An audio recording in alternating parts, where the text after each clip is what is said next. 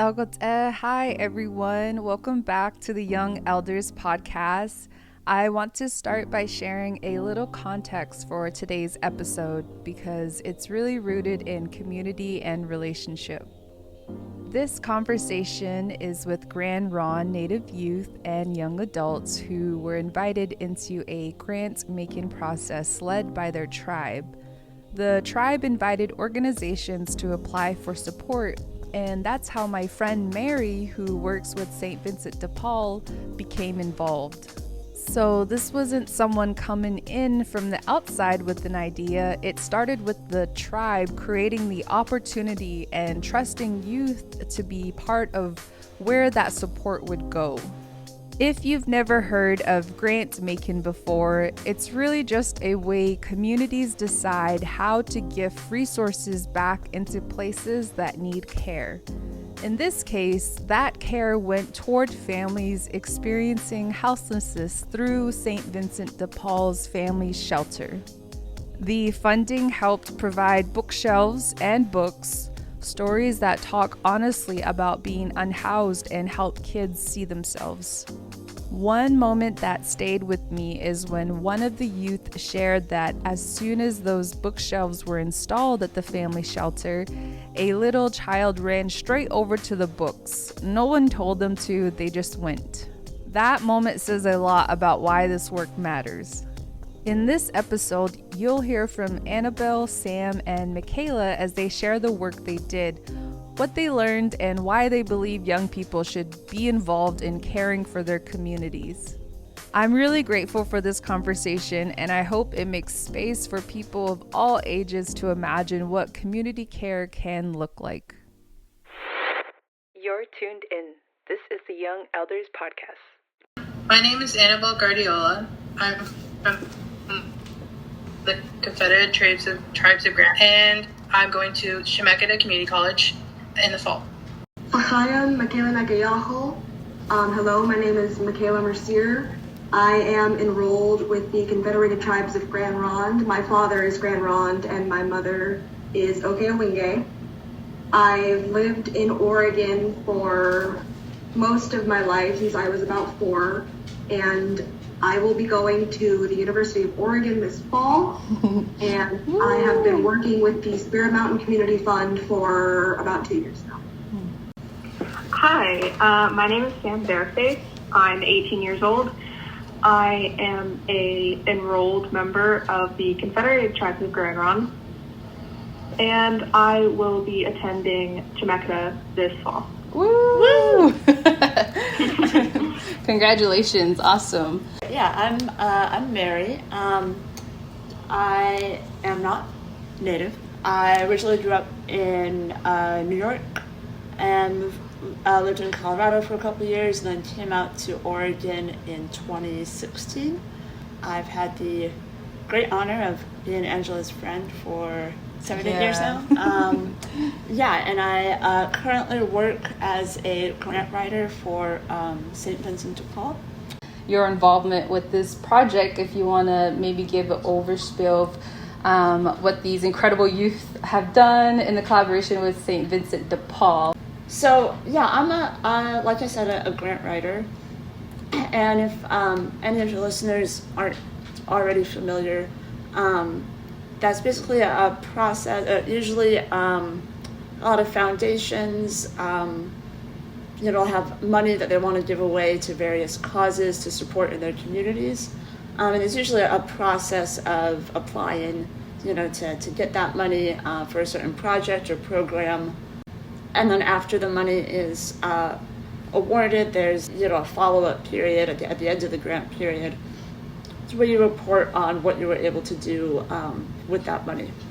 And St. Vincent de Paul, the organization that I work for, does a lot of different programs. They're the largest provider of human services in our region. And some of the current programs involve homeless and shelter services, affordable housing, and community disaster response. So I became aware of Spirit Mountain Community Fund a couple of years ago. It was a place that, or a foundation that St. Vincent de Paul had applied to like before I started working there. So there was kind of already a little bit of that relationship, and then I got to know the organization a little better 2 years ago. Spirit Mountain Community Fund gave a very generous grant to support one of our veteran housing projects. And that process involved a site visit, so I got to meet some of the foundation leadership, Angela and Angie, not present Angela, but other. And yeah, so that is how I became aware of Spirit Mountain and the sort of work that they support. But something that's been kind of difficult as a grant writer is there's several grants where you have to be invited to apply. You can't just submit an application. And so that's a little bit hard to find. You really just have to wait for them to find you. So earlier this summer, I received an email from Spirit Mountain Community Fund about their youth grant-making internship over the summer, and that we have been invited to apply. So that was just tremendously exciting. Yeah, and I'll leave it there, but that's how I became aware of, the youth internship branch of Spirit Mountain Community Fund. That's so cool. Thank you so much, Mary, for giving us the overview of the good work that St. Vincent de Paul. I think just highlighting like a relational aspect too, where a tribe actually invites, it's invite only. And I think that's incredible. And you even shared as a grant writer, that's very funny how when you are assigned to go and get grants for your organization, they want the ones that are invite only, but it's like, how do you do that? How do you do that? Yeah. I think it goes to show just how relation building that Native communities are, and it's just so cool to see that on a like nonprofit and a tribe, like that collaboration. And now I want to first start we'll go with Michaela this time. Could you please explain, your involvement with this project and maybe what the official name of the program was, or your official title, please? Our summer internship was with our tribe. It's a branch of a bunch of different internships, and we were the Spirit Mountain Community Fund youth grant writers, or grant makers, or youth interns. And what our summer program and internship was about was getting to learn the ins and outs of philanthropy and about gifting grants and the entire process of what our community fund does. So we were each given the task to select different nonprofits that we were passionate about, that we did our research on, and after collectively picking 5, we would reach out and invite them to submit their application. We would go through the site visit. We would do all of that. When it comes to actually choosing St. Vincent de Paul and our work with them, I think that Annabelle would probably describe it best. It was actually her who suggested St. Vincent de Paul to the rest of us interns, and when we learned all about what they do, we were like, absolutely, we totally want to fund them. So Annabelle maybe wants to step in and talk a little bit about why she picked them. Yeah. When I personally heard about St. Vincent de Paul before, it's in McVinville. They're kind of an own business where they sell stuff. And when I heard about that, because my grandmother usually likes to go there all the time. And when I heard that was one of our nonprofits on the list to choose from, I thought it was a great opportunity to choose them, because I thought they would be a great opportunity to learn more about. And this is a question for you, for any of the 3, Michaela, Sam, or Annabelle. What was there anything that surprised you the most about being involved in this work? What surprised me the most was you're really in depth of the nonprofits and the work that they do. When I first joined my first year when I did it really surprised me the work that they did because I've never learned about it before, and I thought it was a great opportunity. That's why I did it in my second year, which was this summer. Okay. Yeah, for me personally, kind of the same as Annabelle's. The thing that surprised me the most was I guess just the site visits as a whole, because when they submit their application, they only have so many words they can write to explain all of the work they've done over how many years. And they give you, a brief explanation, you get the idea of it, but it's nowhere near actually like getting to go there and talking to them personally and seeing all of the work that they do. So just the difference of reading about it and seeing it was probably the most surprising. What did you all learn about community care or responsibility through this project? When it came to responsibility was kind of the biggest thing when it came to this internship, because this entire grant making program was led by us. We had, rides provided, and we kind of had some direction on where we needed to go, but it was us who picked the nonprofits, invited them, we led the site visits. It was all on us, so we couldn't, put in minimal effort. And since it was something that we picked and it was based on what we were passionate about, we didn't want to put in minimal effort. We wanted to hold ourselves to the highest standards for these organizations that we respect so much. Oh my gosh. Y'all don't know how much this whole story has just like lifted my spirits, and to say like how much of a high standard you hold yourselves, like that speaks to just the integrity that the Grand Ronde Native youth are doing, and it's so inspiring. We do get to have like our own experience because it's a smaller version of what the actual community fund does. And when I really when you actually see that, it's when we did our full check presentation, because we were in charge of basically the whole thing, giving out the necklaces, saying the speeches. It was such a big part of our internship, and it was an amazing opportunity to see I don't know how to explain it, but an experience that you don't usually see. Yeah, it's very similar to what Annabelle and Michaela have said. This was my first summer doing it. It was their second summer, and so I was a bit more unfamiliar with it in comparison to them. And so when I joined, I was very surprised at how much involvement we actually had, and it was really great to sort of have control over. We get to pick the organizations. We got to, plan the site visits and all that. It was it was a really nice experience. And if I could just add, talking about the high standard of this grant making process. On my end of it, as the grant writer, it was basically the same as the regular grant cycle. The application wasn't any easier or shorter or watered down in any way. The only thing that was different is it maybe moved a little faster. Sometimes you have to wait sometimes months before you hear back about any grant. When we were invited to apply, it was as an organization, but the organization is huge. So I picked one program to apply for, to focus on. And that was our First Place Kids program, which is our free trauma-informed daycare for kids whose families are staying at the homeless shelter.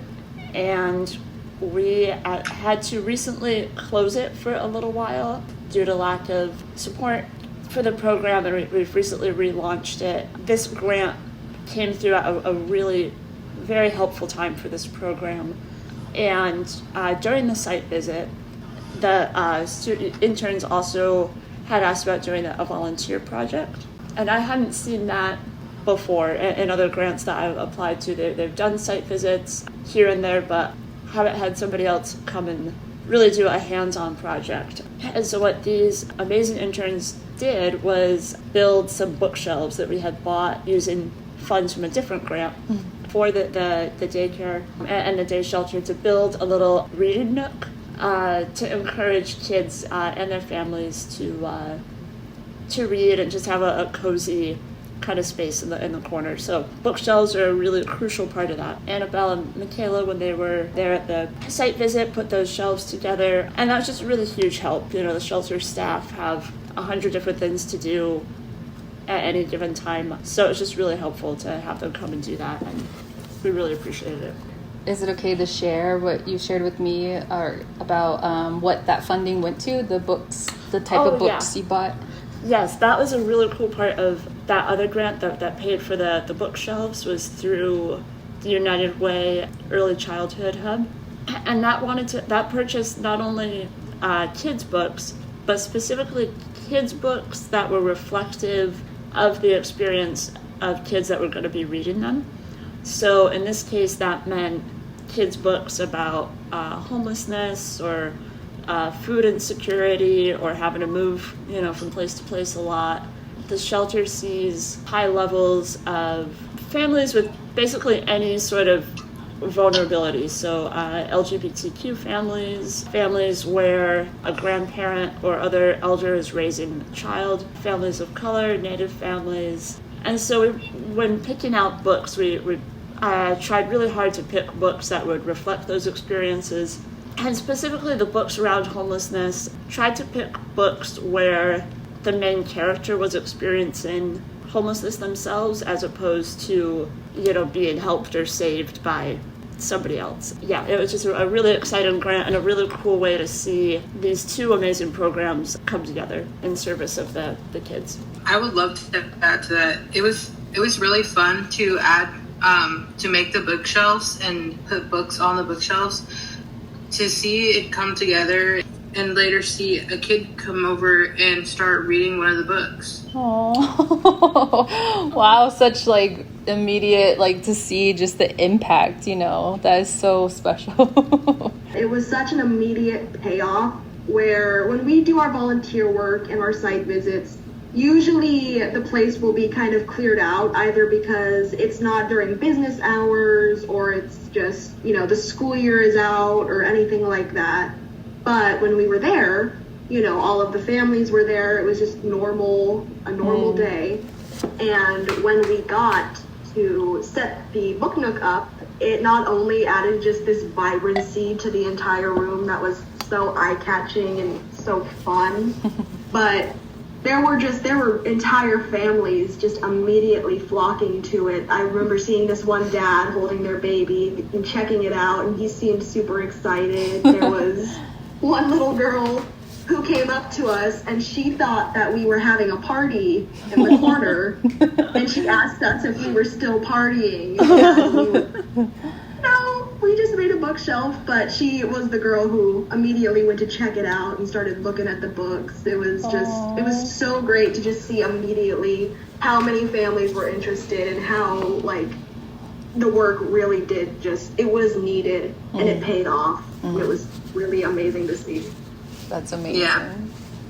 I love that so much. I want to know, how do you all see yourself carrying this experience into your future work, education, or leadership?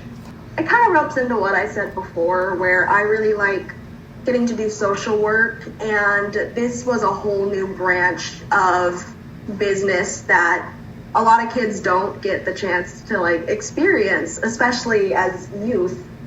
But, meeting different businesses, growing connections so early on, making friends and companions and all of that, I really, really liked the work that the Community Fund did. And I definitely want to carry that into any future projects that I wanted to do. And the year before I worked with the Community Fund, I worked with our tribe's museum, Chichalu, and I was an intern there. And it was just another case of getting to share our culture and our knowledge and what we like to do, and sharing that with others and seeing how it helps them and how it interests them. All of that, I think it's just kind of made me really passionate for that, and it makes me want to continue that path going forward. Like I said, this was my first summer doing it, and I didn't actually know too much about the Community Fund prior, but I ironically ran into Michaela when we were doing the interviews there over at the gym here in Grand Ronde. And Michaela was explaining it to me. I was like, oh, that sounds great.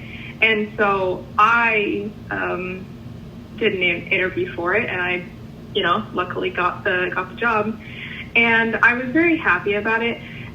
It was a very positive and nice way of getting to experience it all. I honestly would say the same, that I would bring into future projects, like the leadership skills that I learned and the experience that I got from the community fund. Like learning about nonprofits. The first year I did it, I didn't really know what I was going to get into, and it really surprised me and made me go back to it. That community called Chemeketa, and U of O, they're so lucky to have like such three powerhouses walking in. That those campuses need to feel honored about the set of skills and the excellence that you all bring. If you all three could give advice to other Native youth about getting involved in projects like this, what would you say to them? I definitely felt very fearful as well. It's definitely a problem that I still struggle with, of being scared. And there is just kind of a moment where you kind of just have to go for it. And I'm very glad that I did. There was definitely a part of me that was not going to do this because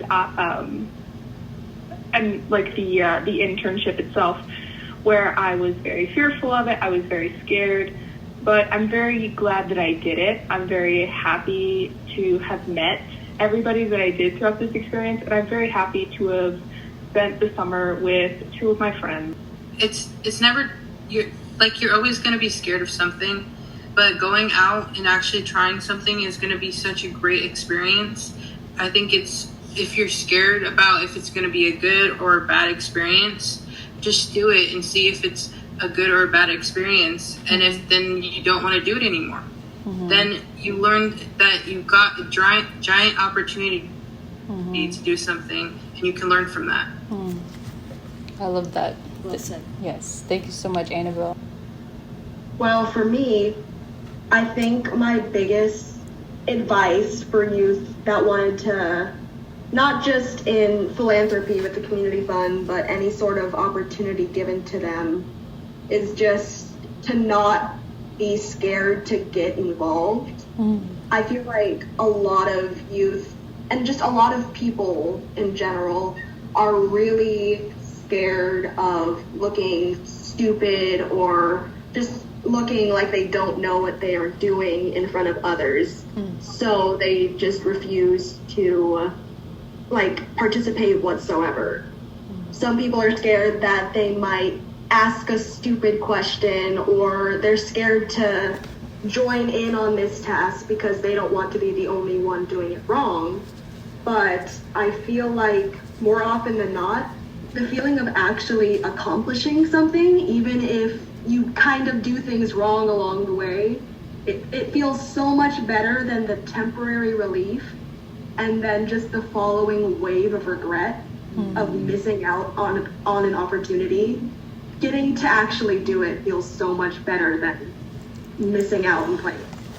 Oh my goodness, I think those were words that I needed to hear too. So I appreciate that perspective so much. I'm hoping, if there is a Native youth listening, don't be scared to go for it. And, you never know what that version of you is on the other side of that experience too. So take a healthy risk is what I like to say.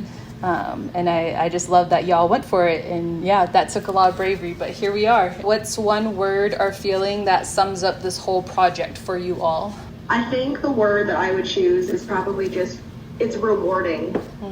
It's really, really rewarding to see, for example, either an immediate payoff, like the volunteer work that we do, seeing how we help clean up a spot or bring it more vibrancy or more life to an area, or just the most menial tasks that make a huge difference to those there, or something that takes a long time, knowing that it's going to build up to be something amazing, like the funds that we gave to St. Vincent de Paul and to our other nonprofits, knowing that those $5,000 that we gifted are going to turn into something really, really beautiful that's going to help our entire community in so many ways. It's just a really great feeling to know that we, based on our choices and our decisions and our leadership, made a difference in a bunch of different people's lives. I would say it's immersive. Like, there's not just one word I could honestly say that could explain the whole program by itself, but it's very immersive. You get to learn a lot of different things, different opportunities you didn't get to know before, and different nonprofits that you most definitely didn't get to know before.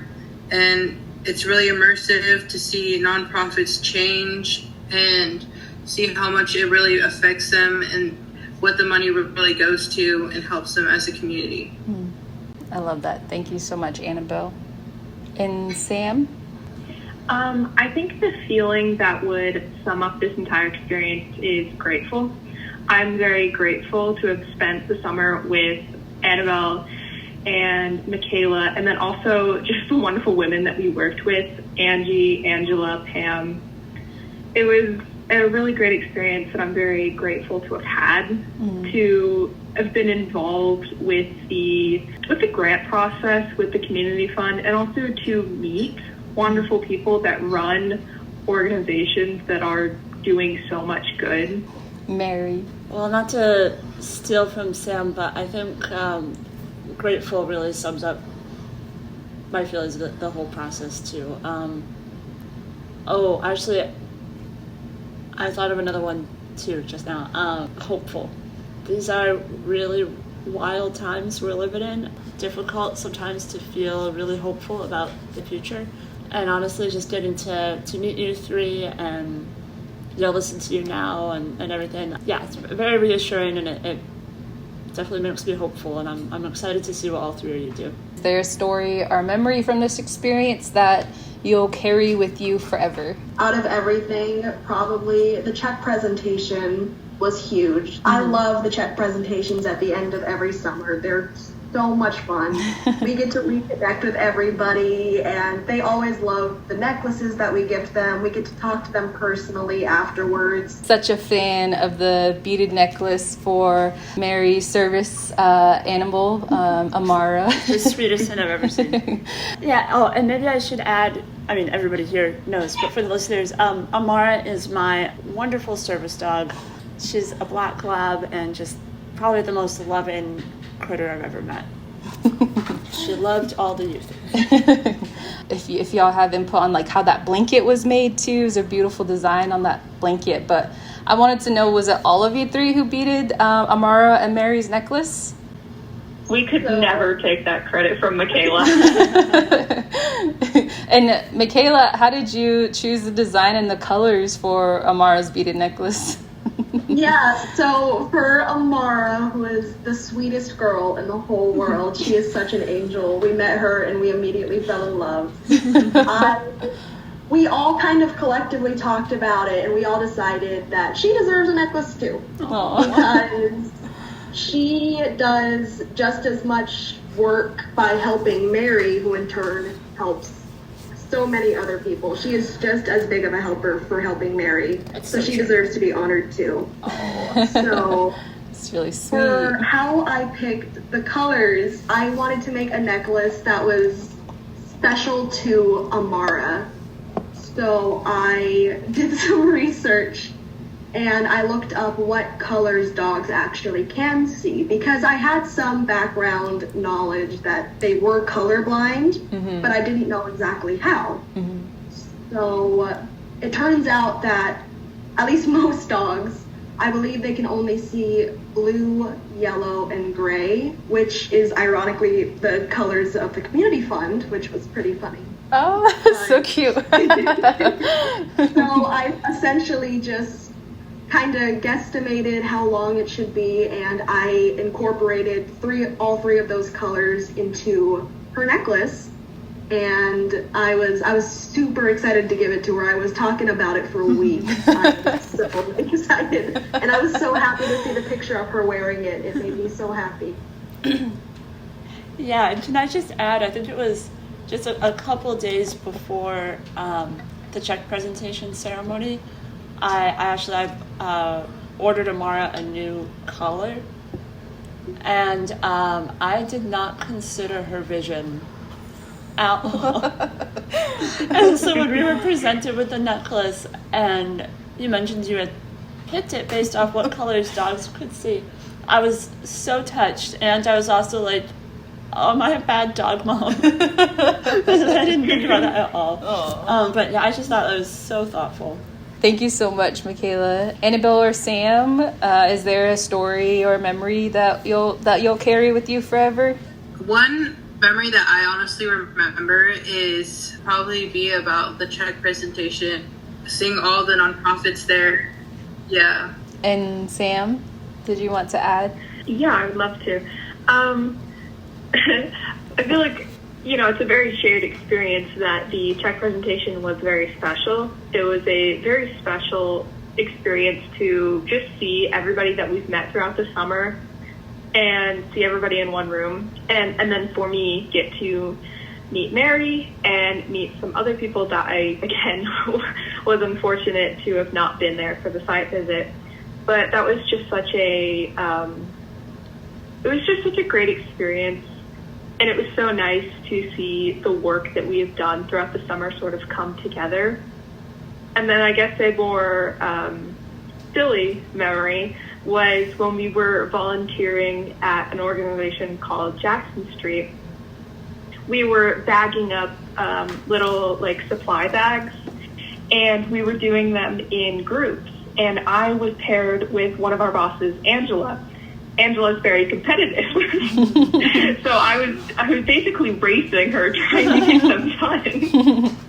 I was in a race that I wasn't even fully aware of. I love that. Well, for the four of y'all, this is my last question. Anyone can start. Are there any shout outs or folks that you would like to thank? Either from this experience or just mom or grandpa in general, anyone you would like to say hi or give a shout out to before we end? I think it's only right to start our shout outs with the supervisors and the people at the community fund that helped us along the way, helped me and Annabelle these last 2 years, helped Sam get accustomed to this first year. Our supervisors, Angela Shalappy, Angie Sears, Pamela Warren Chase, and Jessie Knight. And all of them helped in so many different ways. Where Pamela, she was always there to help kind of organize our madness. She would help us get where we needed to go and help us remember when we needed to go there. She was always so reliable. And we worked so closely with her, and she has always been amazing with volunteering her time to help with both of the Angies. They were there basically every day. They were the ones that were leading us through the grant making cycle and through the entire process. They were there to answer questions. They were there to goof around with us. They kind of just guided us into becoming the grant makers that we were by the end of this internship. They're kind of ringleaders behind the scenes that just gave us so much guidance. And Jessie Knight, he was not somebody we worked personally with that closely, where he didn't really come on the site visits with us, but he did all of the behind the scenes work, and I am so grateful for him. He was the one that was sending the emails and organizing the meetings and setting up times and reviewing the applications. He did so much. So even though we didn't get to work as closely with him, he did so much for our program, and I'm so grateful for him as well. So those four really they blow it out of the water. They make the internships so fun, and they make you so passionate and make you want to do your best. So all of them, I just gotta say hayu masi. Thank you so much.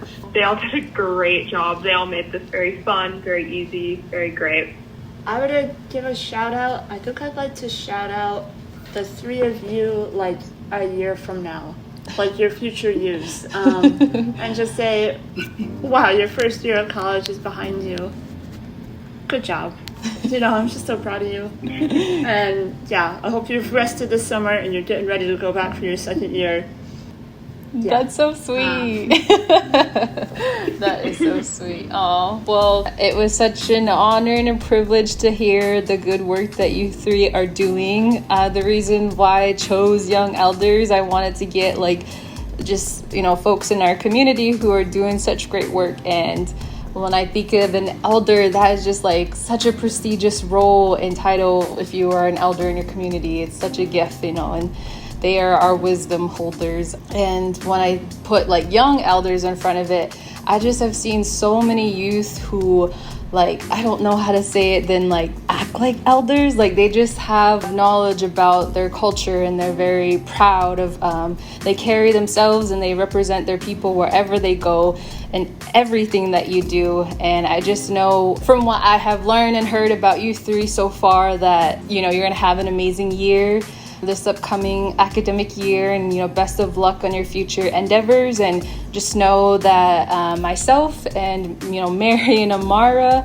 we are always here for you three, and add us to your community list. We're here, we got you, and I'm just so proud to know you all. Like when Mary shared this story with me, it just like gave me chills, and I was like, hey, we should interview them for this, and we're like, yeah. So I'm just so excited that you all three were willing to figure out the logistics to make it happen. I hope that the community that is listening is inspired as I am.